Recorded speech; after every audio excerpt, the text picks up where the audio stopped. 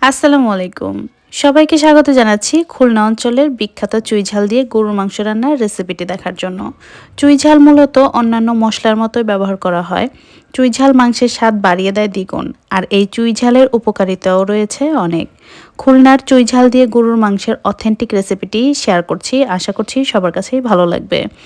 গরুর মাংসের পিসগুলো এমন বড় বড় করে নিলেই চুইঝালের মাংস রান্নাটা বেশি ভালো হয়। তবে আপনি চাইলে রেগুলার কাট করা মাংস দিয়েও এই রান্নাটা করতে পারেন, কোনো সমস্যা নেই। এখানে আমি 1.5 কেজি গরুর মাংস নিয়েছি আর দিয়ে দিচ্ছি 2 টেবিল চামচ পরিমাণ আদা বাটা, 1.5 টেবিল চামচ পরিমাণ দিয়ে দিচ্ছি রসুন বাটা, 2 চা চামচ হলুদ গুঁড়া, 2 চা চামচ দিয়ে দিচ্ছি মরিচের গুঁড়া, 1.5 চা চামচ দিয়ে দিচ্ছি ধনিয়া গুঁড়া, 1.5 চা চামচ দিয়ে দিচ্ছি এলাচ, দারচিনি আর জায়ফল বাটা, 1.5 চা চামচ দিয়ে দিচ্ছি লবণ। এরপর দিয়ে দিচ্ছি 1 কাপ পরিমাণ একটু বড় করে কাটা পেঁয়াজ। হাফ কাপের থেকে একটু বেশি পরিমাণে দিয়ে দিচ্ছি সরিষার তেল। সম্পূর্ণ রান্নাটাই আমি সরিষার তেলে করব। এখন মাংসটাকে সব মশলার সাথে খুব ভালোভাবে মাখিয়ে নিব। মশলার সাথে মাংসটা খুব ভালো মতো মাখানো হয়ে গিয়েছে। এখন আমি এটাকে রেস্টে রেখে দিব 20 থেকে 30 মিনিটের মতো। এরপর চলে যাচ্ছি রান্নায়। প্যান ভালো মতো গরম করে এখানে আমি তেল দিয়ে দিচ্ছি প্রায় 1 কাপের মতো। তেলটা ভালো মতো গরম হয়ে গেলে এখানে দিয়ে দিচ্ছি আস্ত এলাচ, দারচিনি, লবঙ্গ এবং সামান্য একটু আস্ত জিরা। মশলাগুলো ভাজা হয়ে গেলে এর মধ্যে কুচি করা পেঁয়াজ দিয়ে দিচ্ছি 1 কাপের মতো। পেঁয়াজগুলোকেও খুব ভালো মতো একটু ভেজে নিতে হবে। পেঁয়াজগুলো খুব ভালো মতো ভাজা হয়ে গেলে এর মধ্যে আগের থেকে তৈরি করে রাখা মাংসটা দিয়ে দিচ্ছি। মাংসগুলোকে তেলের মধ্যে কিছুক্ষণের জন্য একটু নেড়েচেড়ে রান্না করে নিব 5 থেকে 7 মিনিটের মতো। এরপর বাটিতে লেগে থাকা মশলাটা ধুয়ে হাফ কাপের মতো পানি দিয়ে দিব। পানিটা দিয়ে দিলে মশলাটা লেগে যাবে না, সেই সাথে মাংস থেকেও দ্রুত পানি বের হবে। এখন আমি পানি আর মাংস খুব ভালো মতো মিশিয়ে দিব যাতে করে পানিটা নিচে চলে যায়। এখন ঢেকে রান্না করে নিব কিছুক্ষণের জন্য। চুলার আঁচটা মিডিয়াম টু লোয়ে রাখবেন যাতে করে মাংস থেকে পানিটা বের হয়। হাই হিটে রাখলে কিন্তু পানিটা দ্রুত বের হবে না। মাংস থেকে ঠিক কতটা পানি বের হয়েছে এটা দেখে কিন্তু বুঝতে পারছেন। আমি নিচে আরও একবার নেড়ে দিয়েছি। এখন ঢেকে রান্না করে নিব এই পানিটা একদম শুকিয়ে যাওয়া পর্যন্ত। তবে মাঝে ঢাকনা তুলে 2 একবার কিন্তু নাড়তে হবে, তা না হলে নিচে লেগে যেতে পারে। পানিটা সম্পূর্ণ শুকিয়ে গিয়েছে। আমি আরও কিছুক্ষণের জন্য রান্না করে নিব। আর তেলটা যখন উপরে চলে আসবে এ পর্যায়ে এখানে আমি 2 কাপের মতো পানি দিয়ে দিব।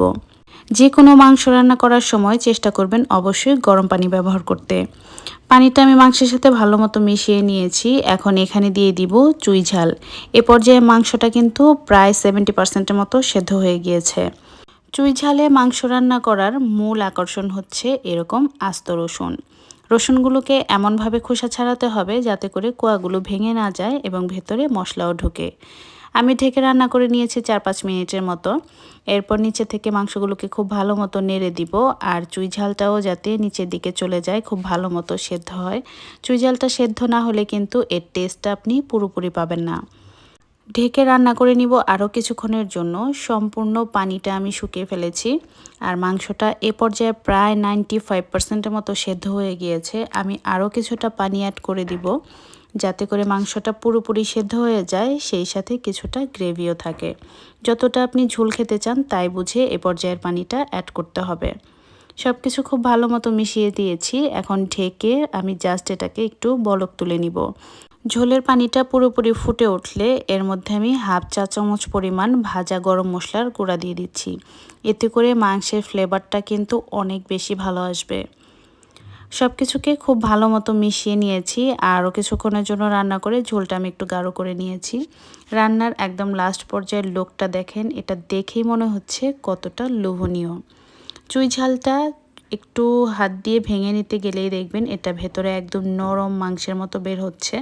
আর এটা খেতে খুবই ঝাঁঝালো, সেই সাথে একটা ঘ্রাণও আছে। আমার কাছে তো ভীষণ ভালো লাগে।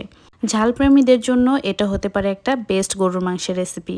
আশা করছি রেসিপিটি সবার কাছেই সহজ ও ভালো লেগেছে। বাসায় অবশ্যই ট্রাই করবেন আর কেমন হয় কমেন্টে জানাতে কিন্তু ভুলবেন না। সবাই ভালো থাকবেন, আমাদের জন্য দোয়া করবেন। আজকে এখানেই বিদায় নিচ্ছি। আল্লাহ হাফেজ।